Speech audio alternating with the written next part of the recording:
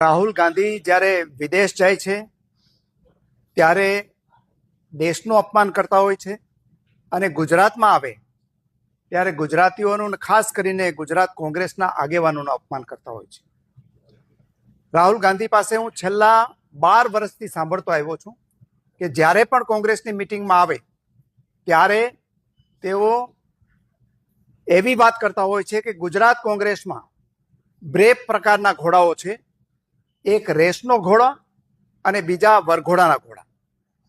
હવે વરઘોડાના ઘોડા અને રેસના ઘોડા કોણ છે એને અલગ અલગ કરવા જોઈએ, પરંતુ 12 વર્ષ થયા છતાં રાહુલ ગાંધી હજી ગુજરાત કોંગ્રેસમાં રેસના ઘોડા છે એની ખબર એમને ન પડતી હોય તો એનો મતલબ એ છે કે ઘોડા તો બરોબર કદાચ હશે, પરંતુ ઘોડા ઉપરનો જે અશ્વાર છે એને ખબર પડતી નથી કે રેસના ઘોડા કોણ છે અને વરઘોડાના ઘોડા કોણ છે.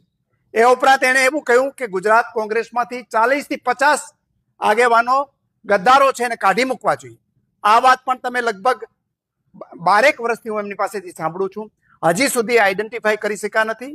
પરંતુ મૂળ વાત એ છે કે એણે ગુજરાતની રાજનીતિને અને ગુજરાતના લોકોની સમજ નથી, એટલે વારંવાર ગુજરાતમાં આવી અને આ પ્રકારના નિવેદન કરે છે.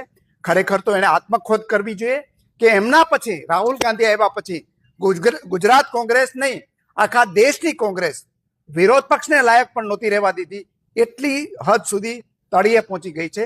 અને હજી પણ આ પ્રકારની ભાષા એ ચાલુ રાખશે તો ગુજરાત કોંગ્રેસની પનોતી આના કરતાં વધારે આવવાની છે.